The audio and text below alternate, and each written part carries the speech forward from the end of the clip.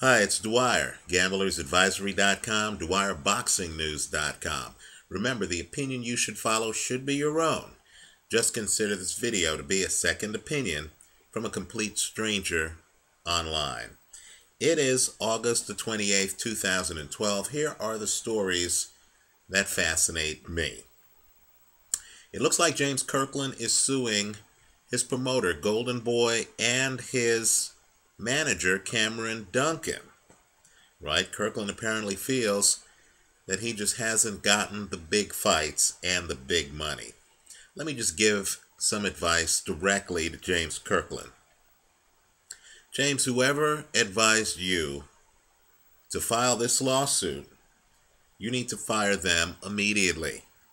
Let me just point out that Kirkland's people have done a spectacular job.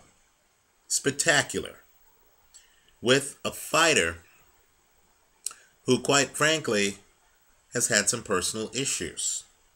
Right? James Kirkland famously violated his parole, got thrown back in prison. The reason we know about James Kirkland is because his management group has done a great job of getting him fights on premier television outlets like HBO.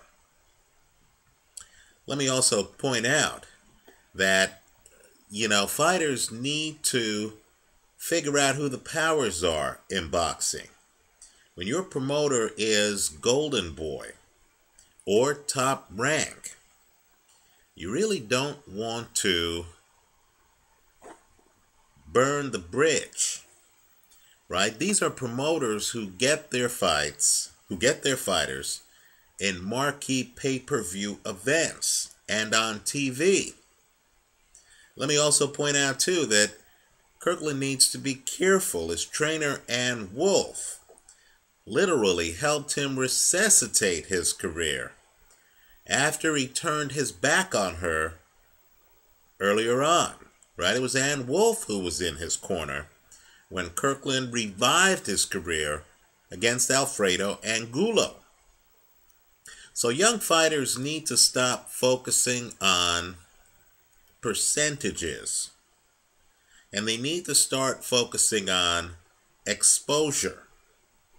Right? If your manager is getting you on premier media outlets, big-time pay-per-view channels, big-time premier channels, right? If you're fighting ranked contenders like Alfredo Angulo, and everyone is watching the match, if fans know your name and you don't even have a title, then you are ahead of 98% of the game. Let me also point out a boxing truism. This is something every young fighter needs to consider. You're really paid for your last fight, right? There's a fight delay. The fight you're in, you might be underpaid. But if you win that fight, then it's your next fight where you make your money. So Buster Douglas didn't get paid a windfall when he fought Mike Tyson. He got paid the windfall when he fought Evander Holyfield. Right? James Kirkland really should have proceeded with the Canelo fight when the Canelo people called his bluff. I have no problem with a fighter asking for more money, but the career opportunity was too great to pass up. Old-timers know the kind of deals with the devil that Archie Moore made to fight Joey Maxim and that Joe Louis made to fight James Braddock. Right? Today, all I can say is fighters are getting a lot better deals. And while I don't support a fighter giving away a portion of his future purses, as Joe Louis did, to get his title shot, let me just say that, if they're offering you a few $100,000 to fight a guy who's heavily hyped, who you have a chance at beating, you need to take the money. Right? Lord knows boxing hardly has any money to begin with. If you have a 50-50 chance to cash a lottery ticket, you need to take that. Let me also say, too, that David Haye, former heavyweight champ, the public knows him, is in a different position than Manuel Charr. So, in the United Kingdom, David Haye was quoted as saying that Charr needs to read the slave contract that he signed with the Klitschko's promotional outfit, K2. Right? Apparently, if Charr beats Vitaly, there's perhaps a rematch clause. Perhaps Charr would then be forced to fight Vladimir Klitschko, etc., etc. Let me just say, if you're Manuel Charr and the Vitaly Klitschko people come to you and say, hey, would you like a shot at the heavyweight title, before they even mention money, your response should be yes. Okay, the bottom line is that shots at the heavyweight title are hard to come by. A shot at a heavyweight title against a credible champion, you need to leap at that. All Manuel Charr has to do is look good in the fight to increase his financial opportunities, right? Both in the ring and outside the ring. For the ballers, the real money's outside the ring. Business opportunities, appearances, raise profile. Whether or not they're getting endorsements. If you're a stud in the ring, outside of the ring, you'll be able to attract capital, attention, opportunities. Look at Floyd Mayweather. He doesn't make that much in endorsements, but we all know who Floyd is. So when Floyd's involved with a project like the Money Team Promotions, we're all paying attention. Why? Because he's a great fighter in the ring, right? So I understand OGs in a different position saying, hey, I wouldn't sign that slave contract. But I got to tell you, if you are a fighter and you've never had a shot at a title, you've got to take it. The upside is simply too great. You don't even have to win the fight. Just look at how Marcus Maidana's profile was raised by his loss to Amir Khan. Look at how Derek Chisora's profile was raised by his performance against Robert Helenius, right? The point I'm making is, if Manuel Charr can just land a few haymakers, if he can back Vitaly up, if he can cut Vitaly, if he can have the crowd wondering whether or not Vitaly Klitschko has lost it for even a moment in the fight, his career is going to be on much firmer footing. Right? If he lands that special punch and wins the fight, then he's the heavyweight champion of the world. Right? All I'm saying is, once you're the heavyweight champion, no one can take that away from you, even if he were to lose a rematch to Vitaly Klitschko, or were to subsequently lose to Vladimir Klitschko. His name will be in the record books, just like I call David Haye the former heavyweight champion. We would be calling Manuel Charr the former heavyweight champion. You've got to take those opportunities. All I could say to Kirkland is, you should have followed Manuel Charr's perspective. Go ahead and ask for big money up front.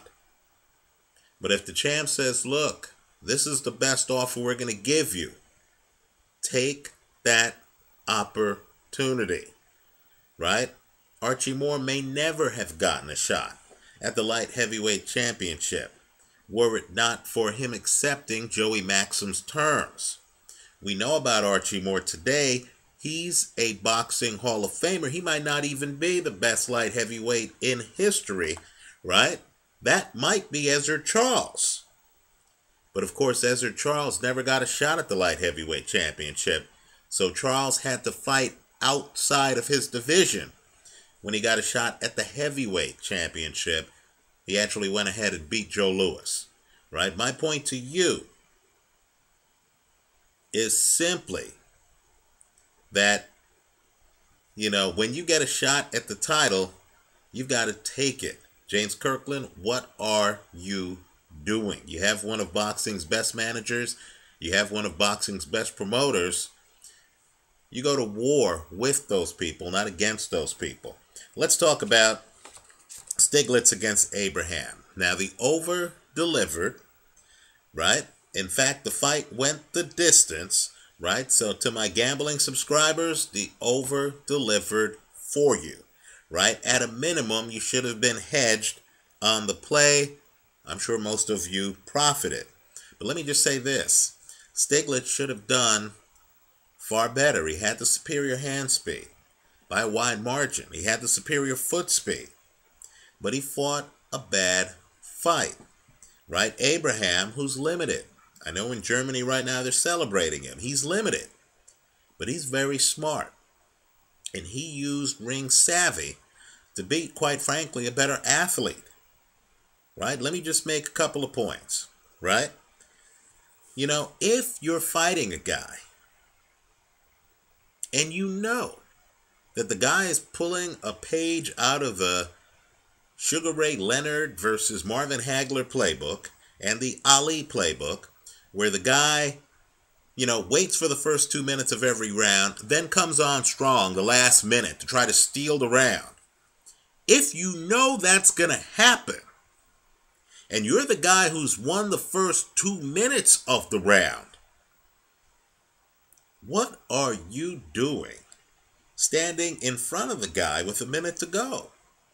I mean, after Arthur Abraham starts flurrying at the end of rounds, Stieglitz, who has a superior foot speed, should have just backed away with a minute to go in the round. Just danced the last minute of every round. Stick a jab, throw some perfunctory punches, but let Abraham understand that the fight's not going to be fought on his terms. Instead, Stieglitz, for several rounds, allowed Abraham to literally just flurry at the end of the round to steal rounds. That was sad. Let's talk about where the fight was fought. You know Arthur Abraham can't fight for all 12 rounds. Look at his history. Against Jermaine Taylor, he gave away the beginning of the fight. That was an Arthur Abraham staple, right? He doesn't fight for all 12 rounds. Now, my point to you is during this fight, Stieglitz has the hand speed and foot speed. He has the advantage in the middle of the ring. Arthur Abraham decides to take time off, especially the first 2 minutes of a round. He's taking time off. What does he do? He goes into a crab-type defense, and then he walks over to the side of the ring, right? He just wants to hang out at the side. Why? Because he doesn't have the foot speed to hang with you in the middle of the ring. Now, if you're Stieglitz, you have to learn some ring generalship. Why are you following Arthur Abraham over to the side of the ring? Why are you giving away your foot speed advantage? Why not stay in the middle of the ring? If Abraham doesn't want to engage you, motion to him. Right? You know, tell him, hey, I'm here to fight. Do what boxers do. Sometimes boxers put their hands apart when another guy won't engage them. Force Abraham to fight the fight in the part of the ring, in other words, the middle of the ring, where you have the clear-cut advantage. Stieglitz didn't do that. Let me also say this too, and this I believe is the most important criticism I have of Stieglitz. You know, at the top of the game, boxing's about angles, right? There's going to be a fight in the UK, Junior Witter against Frankie Gavin. And Frankie Gavin is beautiful because, and I know Gavin has problems training and stuff like that. That's the problem with talent and creativity, right? The guy knows he has a creative advantage, so he's not training as hard. He's not fighting for that physical advantage like a less talented fighter might. But Frankie Gavin sets up on angles. He figures out where your punches are coming from. And he jumps over to the side like Pernell Whitaker.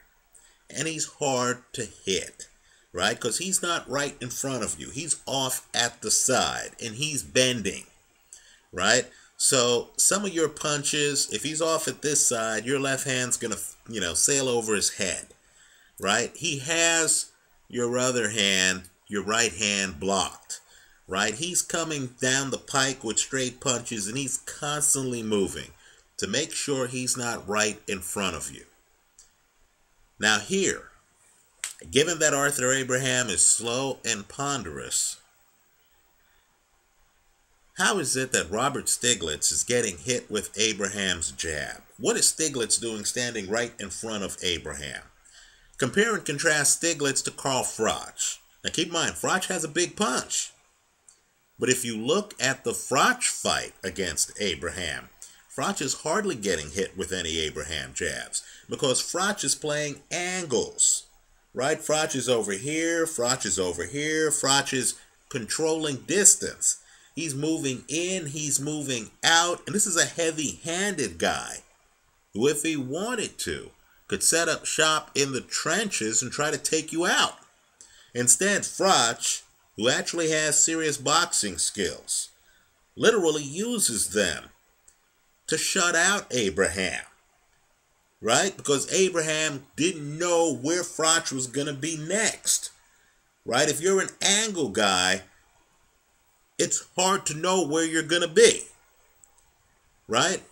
It's not hard with Stieglitz. In other words, where Andre Ward starts to show dominance by coming in at angles, Stieglitz instead is standing right in front of you, right? He's just throwing hand speed, he's throwing combinations, but when you counter him, even a slow jabber like Abraham can hit him, right? Stieglitz needs to figure out lateral movement. He shouldn't be in front of Abraham. He should be moving laterally. Let me go one step further. You see this with Robert the Ghost Guerrero. If you're in the middle of the ring, at least circle your opponent. You don't want to be in the middle of the ring and just standing right in front of him. Force a big hitter like Abraham to reset, to have to turn, right? Stieglitz didn't do that enough. The fact that he gets hit with Abraham's jab says all you need to know. Let me go one step further too. Stieglitz at times would actually come forward, throw combinations, overwhelm Abraham. Now Abraham's savvy. Abraham would then tie up Robert Stieglitz. He would clinch him. If you have the faster hand speed and foot speed, how could you allow yourself to be clinched? Shouldn't Stieglitz have literally just knocked down Abraham's hands? When Abraham's reaching to grab him, especially late in the fight, when Abraham is dead tired, why isn't Stieglitz able to knock down a hand, jump to the side, and then throw a hard combination?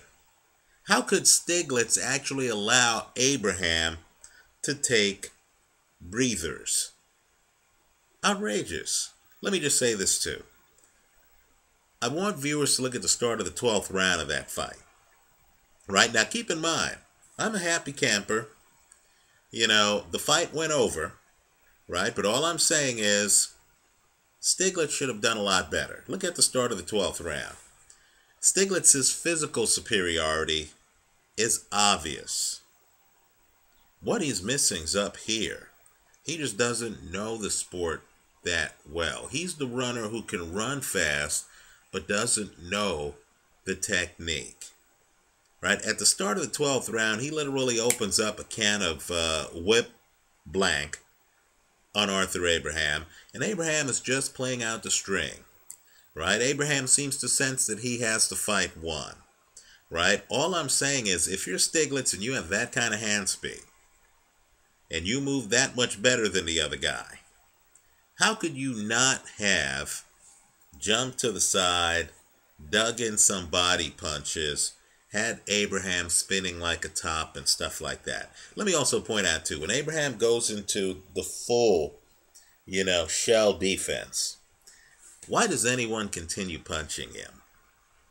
Wouldn't you embarrass him if you're busting it up, then he goes like this and you just take a step back, look at him? I mean, isn't the point here to impress the judges? I mean, isn't showmanship in the ring actually a major part of winning over the crowd and the judges? I got to tell you, I was looking at that Carl Froch-Andre Durrell fight again. I still think Durrell won the fight. But Carl Froch did himself a favor, because when Durrell drops to the canvas, he actually hits the canvas a few times. He takes a knee. Carl Froch spreads his hands far apart, looks at the crowd, and gives you the impression that he's there to fight and his opponent is not. Right? Now, maybe that doesn't count as punches landed, but that's an important part of the fight. Right? The imagery matters. We reward guys who are there to fight. We punish guys who look like they're looking for ways out. My point to you is, if you're fighting a cagey vet like Arthur Abraham, who, number one, is fighting the last minute of every round, trying to steal rounds, then during rounds is shelling up and is going over to the side of the ring. Then when you come in and you're throwing hand speed, he reaches out and he's grabbing you. Why are you even going over to the side of the ring with him? Right? Wouldn't you watch him go over to the side of the ring? After all, Stieglitz was the champ going into this fight. Wouldn't you watch him go over to the side of the ring and then motion him to the middle of the ring to come fight? Then when you go over there and you're, fighting with him and he wants to clinch, why would you ever clinch? Wouldn't you knock down his hands and back up? Then with the last minute of the round, or the last 30 seconds of the round, why not dance away and motion for him to come join you in the middle of the ring? What are you doing with a slow-footed guy up against the ropes in close quarters, where if he pivots, suddenly you're up against the ropes and you're dealing with a power puncher? So Stieglitz, great athlete, quick hands, he'll be back. But he needs to look real hard at his trainer, and he needs to seriously think about, adding a few wrinkles to his game, in particular, foot movement, foot placement, being able to move laterally. He needs to add that to his game. As I said before, where Andre Ward starts to show his dominance by getting inside, working an angle. So a Carl Froch at the end of the fourth round, or an Alan Green, literally doesn't know what to do with him when he's inside, right? Can't hit him with anything, and he's over here on this side of you. Where an Andre Ward starts, Stieglitz, unfortunately, finishes, right? He moves in straight lines. He doesn't have a lot of lateral movement. His foot speed and his hand speed just aren't being efficiently used. Finally, let me just leave you with this. There's a great conversation, on one of my videos. A couple of guys are questioning how Rocky Marciano would do against Vladimir Klitschko, right? And the point's been made that Vladimir Klitschko is much heavier than Rocky Marciano. I believe he outweighs Marciano by something like 60 pounds.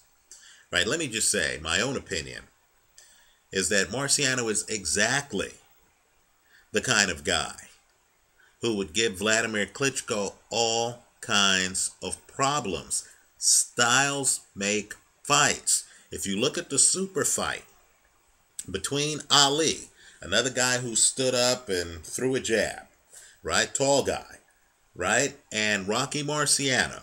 It's a fictional fight that they made a film of while Ali was in purgatory at the end of the 60s. You're going to see that Marciano could fight low. In other words, he's ducking away from Ali's jab, right? Ali, the taller fighter, has to try to find Marciano, right? Well, my point is simply this. Vladimir Klitschko's a tall guy. He's even taller than Ali. And if Marciano comes in low, Just like Mike Tyson. If Mike Tyson were to fight Vladimir Klitschko and were to come in low, what exactly does Vladimir Klitschko have to hit a guy who comes in low? He doesn't throw a great uppercut, right? It's a jab, a left hook, straight right hand. Let me just say, too, Marciano has a spectacular uppercut. Pound for pound, it's hard to imagine a harder puncher than Marciano. We talk about weights. I believe Joe Louis weighed around 230 when he got knocked outside the ring by Rocky Marciano, right? I don't believe that Vladimir Klitschko has the slick boxing skills of someone like Jersey Joe Walcott, who actually did dominate Marciano before getting knocked out in their first fight. Right? I believe that fight went something like 13 rounds. And all I'm saying is Marciano would let his hands go. If you think about Corey Sanders, how he got inside, it's one of the few times a guy has gotten inside on Vladimir Klitschko. If you think about how helpless Klitschko was when Corey Sanders jumps inside right here, just imagine the problems Klitschko would have against a guy like Marciano. And keep in mind, I know people are going to say, oh, Marciano never fought a big fighter in his prime. This guy beat Ezra Charles twice. He beat Archie Moore, right, in the 50s when Archie Moore was Archie Moore, right? Just imagine what happens if Rocky Marciano comes inside on Vladimir Klitschko at a lower angle than Corey Sanders, lets his hands go, is hard to tie up, has built-in leverage on his punches, doesn't need to throw looping punches to knock you out, and has one of the sport's best uppercuts. I think that's a great fight. I'd probably take Rocky Marciano in that fight, even though the weight gap is that big. As I said before, Vladimir Klitschko to me has a problem fighting inside. Very few heavyweights today seem to be able to fight inside. You get a Joe Frazier, a Mike Tyson, a Rocky Marciano, you get one of those guys to get inside on Vladimir Klitschko. I don't know how anyone watching this video can say with confidence that Vladimir Klitschko would know what to do. Let me go one step further. You know, it's impossible. And I know I've said this before and people laughed at me. I'll say it again. You know, it really has proven to be impossible until recently to knock out Bernard Hopkins. I know Pascal knocked him down a couple of times, right? All I can say is, if Bernard Hopkins, who's a 6-footer, if Bernard Hopkins were to fight Vladimir Klitschko, you can rest assured that Bernard wouldn't get hit with the jab or the left hook. We know that. Why? Because Bernard never gets hit with anyone's jab. Look at how Winky Wright couldn't hit him with a jab, right? We know Bernard's not getting hit with the jab. All I'm saying is, if Bernard is able to time Vladimir Klitschko's right hand, you know, I know the public is laughing about the idea of a Hopkins against a Klitschko or a Holyfield against Vladimir Klitschko. But I still have to ask the question, what happens if Bernard Hopkins gets inside? Right? I mean, I'm not saying Bernard knocks out Vladimir Klitschko, but this could be almost like a reverse Richard Abril, Brandon Rios fight, where a guy gets inside and the champ wouldn't know what to do with him, right? In the Rios fight, it was a little bit different, where the guy getting inside, Rios, didn't know what to do once he was inside and tied up. Right here, you'd have the reverse, right? I know Klitschko's a far better athlete, than Bernard Hopkins right now. But all I'm saying is the hole in Klitschko's game in terms of his ability to fight inside, and I mean fight inside, not just hug you and, try to push you down, but to literally fight inside with a guy who's letting his hands go. Right? That'd be a problem. Let me just say, too, Hopkins got inside on Chad Dawson. Understand, Chad Dawson's much faster than Vladimir Klitschko. Right? Much faster. He's also tall. I believe Dawson's like 6'2". He's also tall. Works behind a jab. Hopkins was able to even get inside on Chad Dawson. Right? Once a fighter can get inside and open up with the power of a Rocky Marciano, anything can happen. Let me hear from you. Thanks for watching.